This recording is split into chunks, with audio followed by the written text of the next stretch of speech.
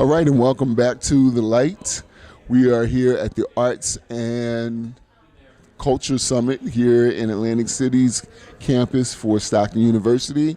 And I am here with one of the directors of the Arts Foundation, Atlantic City Arts Foundation, and 48 Blocks. Would you introduce yourself, please, and tell us about what you have coming up?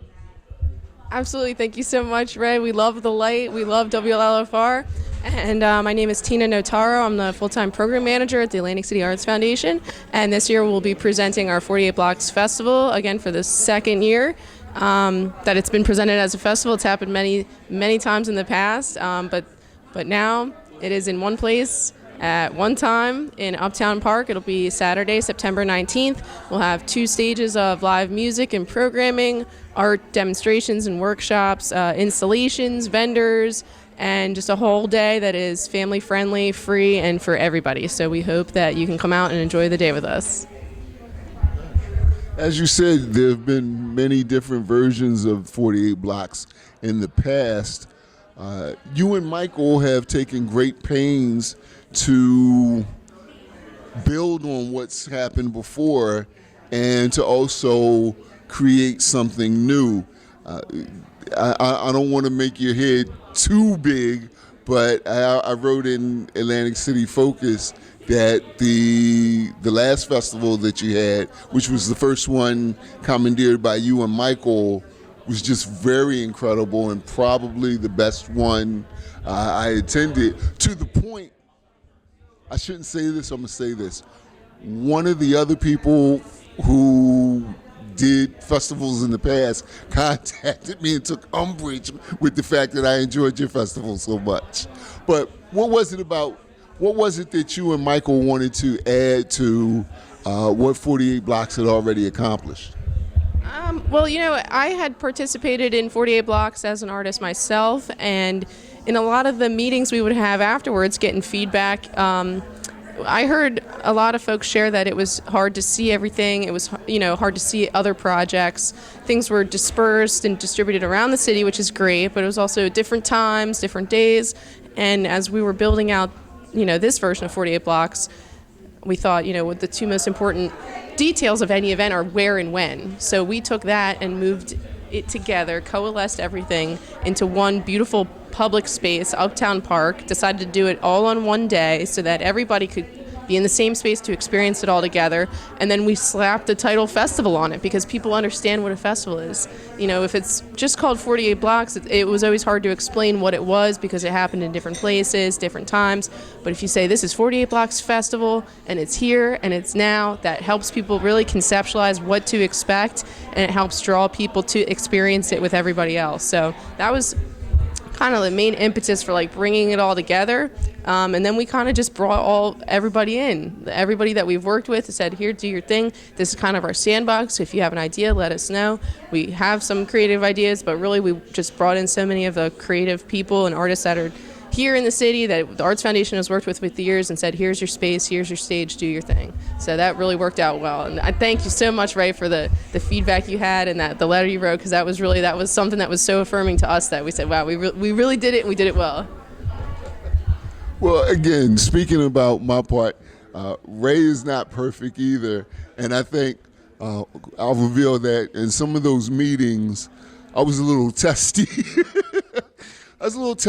And because I wasn't sure how it was going to work or how it was going to unfurl, I thought it was going to be spotty, or I didn't think some of the things would work, but everything worked. So I'm happy of that. Talk to me, because one of the things that was important to me that I really loved about 48 Blocks this year is not only was it one central location, but that central location was very accessible to the whole community. How important was that?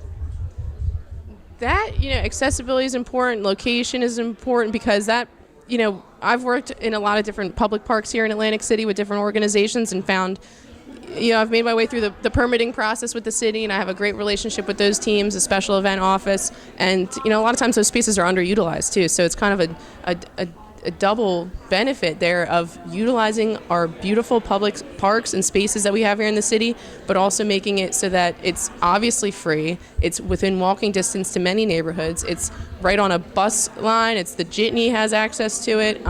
There was parking nearby at the school. There was parking on the street. It just created way more accessibility for people to actually get there to enjoy the day.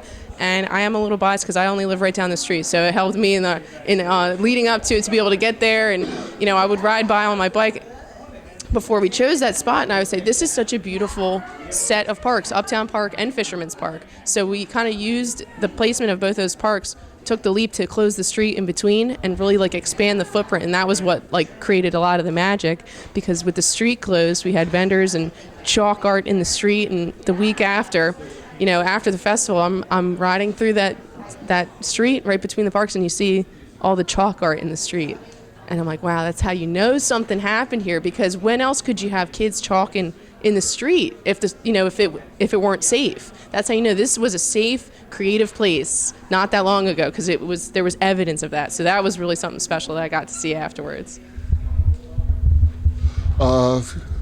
Real quick, anything you can let us know about what may be coming up to 48 blocks, or is it still all under wraps? I'd say it's more or less under wraps. We're working on confirming our stage acts. I know one particular activation presentation that'll happen has to do with the Comic-Con world. I'm not sure if you want to mention that, Ray, but that is one of our earliest confirmed concepts.